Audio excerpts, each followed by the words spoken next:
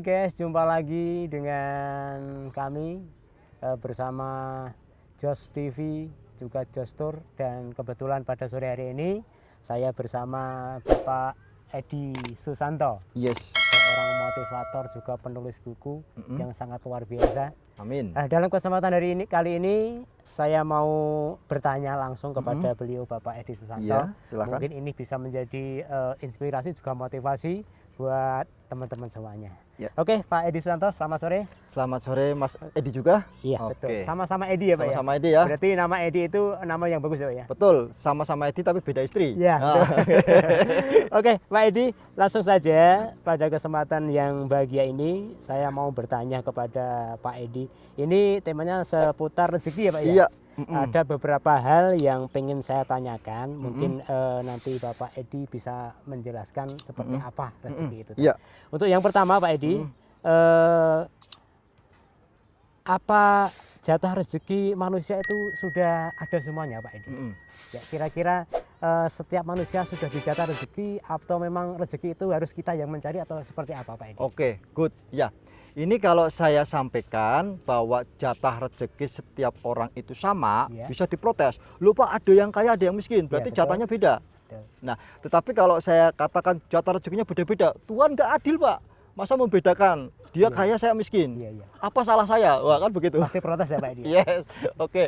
Jadi yang bisa mewakili ya jawaban yang tadi protes kalau dibilang sama, yang juga protes kalau dibilang berbeda adalah jatah rezeki setiap orang sama, tetapi dalam bentuk deposito. Oh, seperti itu. Dalam bentuk simpanan, bukan dalam bentuk cash. Cash. Kalau cash bisa langsung dipakai buat belanja, tapi kalau deposito itu dicairkan dulu di bank. Nah, ada prosesnya gitu, Pak ya? Yes, ada prosesnya. Jadi jatah rezeki kita, siapapun orangnya, 7 miliar penghuni planet bumi ini sama, ya, dalam bentuk deposito. Nah, bedanya mereka yang kaya itu karena sudah mampu mencairkan sebagian besar deposito rezekinya. Yang masih miskin karena baru mencairkan deposito rezekinya itu yang masih sedikit. Contoh misalkan Bill Gates. Bill Gates itu pernah dinobatkan sebagai orang terkaya di dunia, ya. Jadi pendiri Microsoft Corporation. Itu kenapa dia kaya? Karena dia sudah mencairkan sebagian besar jatah atau deposito rezekinya. Kenapa? Karena perusahaan dia itu ada di setiap negara. Sehingga dari setiap negara itu mengalir pendapatan ke Bill Gates. Microsoft itu perwakilannya di setiap negara itu punya, ya. Jadi software yang Anda pakai buat ngetik itu adalah punya Bill Gates. Lah, kita coba cek, ternyata kita baru bisa mencairkan deposito rezeki kita mungkin cuma di satu kota. Ya. Artinya apa? Produk kita itu hanya baru dibeli di satu kota. Coba Anda kembangkan cabang lagi di satu provinsi, satu pulau, satu negara, bahkan mancanegara. Itu nanti deposito rezekinya Anda itu banyak yang cair, Anda menjadi orang kaya. Jadi kalau pengen menjadi orang kaya, sudah dijatah dengan deposito rezeki yang sama besar dengan jatahnya orang sudah kaya, cepat buru-buru dicairkan sebelum Anda jasanya membujur kaku. Nah, kalau telat mencairkannya nanti miskin. Betul. Nah, gitu ya Mas itu ya. Yes. Oh, berarti yang belum kaya berarti mereka belum bisa mencarikan deposito. Yes, betul. Itu, ya? Cara mencairkan depositonya, deposito rezeki tadi itu punya produk atau punya jasa yang digunakan dibeli di hampir seluruh dunia. Kalau nggak bisa seluruh dunia, seluruh Indonesia. Kalau nggak bisa seluruh Indonesia ya Pulau Jawa.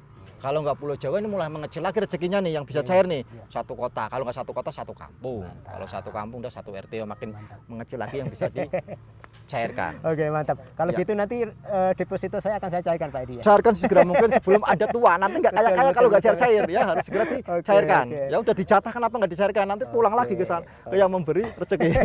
Oke, terima kasih Pak Edi untuk pertanyaan yang saya ajukan tadi ya. Oke. Ya. Oke Pak Edi, Ya. kali ini masih seputaran dengan rezeki juga. Ada yang mau tanyakan juga. Ya. Silakan. Seperti apa sih kandungan rezeki manusia itu? Misalnya rupa-rupa rezeki itu seperti apalah gitu. Yes. Yang ingin saya tanya kepada Pak Edi. Oke, good ya.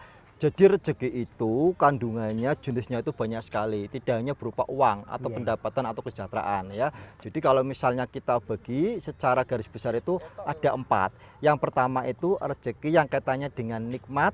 Ya. Nikmat itu nanti ada yang nikmat materi dan ada yang nikmat non materi. Kemudian yang kedua itu ada rezeki yang bentuknya penghindaran dari kesengsaraan.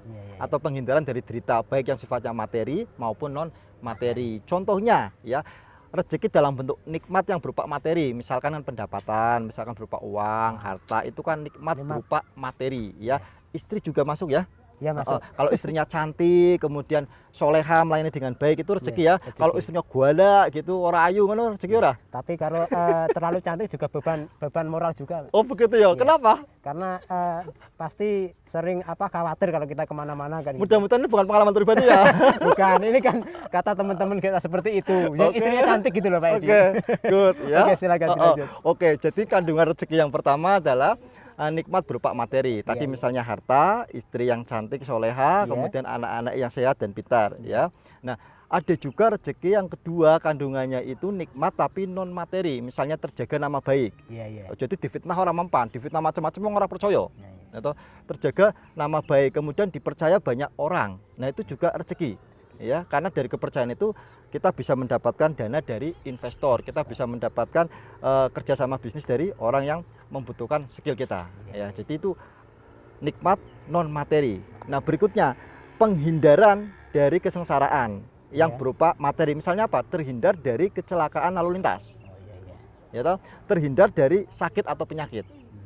Nah, ini juga sebuah bentuk rezeki ya. Kemudian penghindaran yang misalnya sifatnya non materi ya, ini tadi difitnah tidak mempan ya toh, dijelek-jelekan masih terjaga nama baiknya ya. Jadi rezeki itu kandungannya banyak, baik yang materi maupun yang tidak materi, baik yang berupa nikmat maupun penghindaran dari kesengsaraan. Kalau mungkin dirunut ya bisa berupa misalnya kesehatan, kan juga rezeki. Kemudian apalagi misalnya kesejahteraan, rezeki, keceriaan yang alami dan spontan, kedamaian batin yang dalam, keharmonisan rumah tangga, ya, kemudian punya sahabat yang baik, yang mendukung, ya, juga keselamatan hidup itu juga rezeki, ya toh. Percuma toh misalnya dua istri cantik duitnya oke tapi apes terus sering meriang, sering kecelakaan dan sebagainya. Keselamatan juga rezeki, keselamatan dunia akhirat. Kemudian bisa juga nanti kebijaksanaan hidup itu juga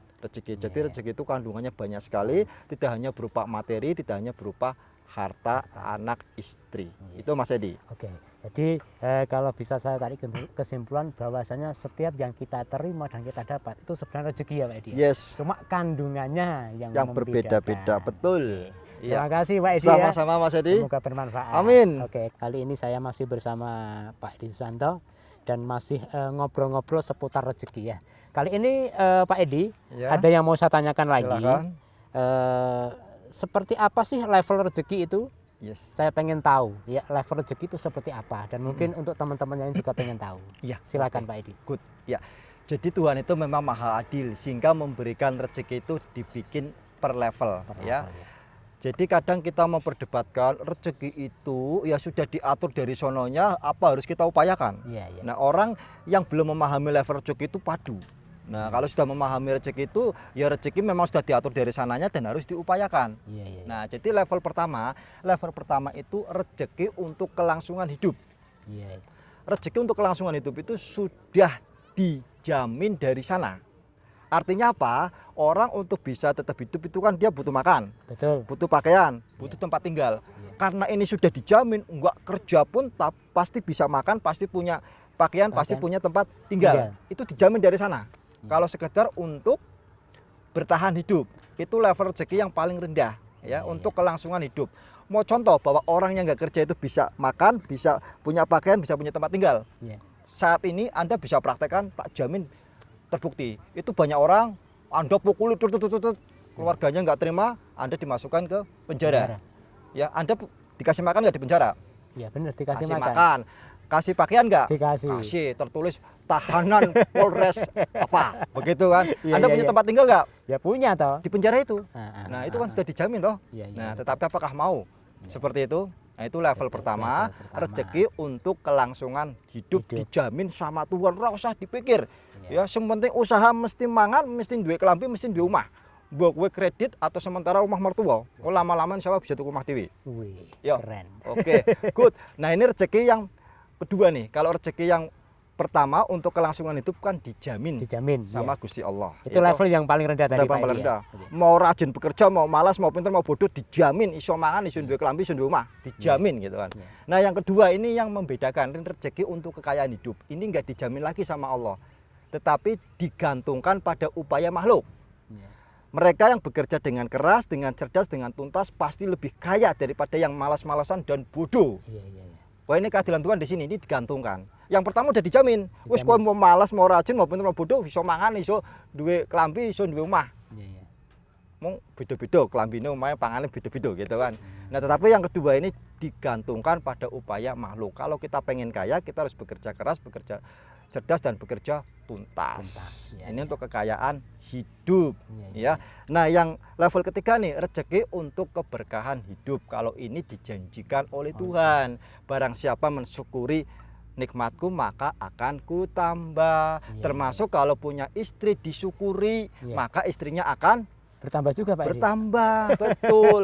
Bisa bertambah cantiknya, Nah, bisa bertambah pelayanannya, betul. bisa bertambah apalagi anaknya. Nah, kalau anak itu biasanya relatif, Pak, itu. Iya, oke. Jadi memang Tuhan Maha Adil sehingga rezeki kita itu diklasifikasikan menjadi 3 tingkat. Yang Ya. tingkatan paling rendah adalah rezeki untuk kelangsungan hidup, itu dijamin. Dijamin Tidak itu, ya. diupayakan pun dapat. Iya. Yang kedua, rezeki untuk kekayaan hidup itu harus diupayakan. Iya, iya. Ya, ini yang membedakan antara nanti orang kaya sama orang miskin. Iya. Dan yang ketiga, rezeki untuk keberkahan hidup dijanjikan. Caranya bagaimana? Bersyukur. Begitu Mas Edi ya. Oke, berarti level rezeki itu memang seperti di kitab di Al-Quran juga ada, Pak. Mhm.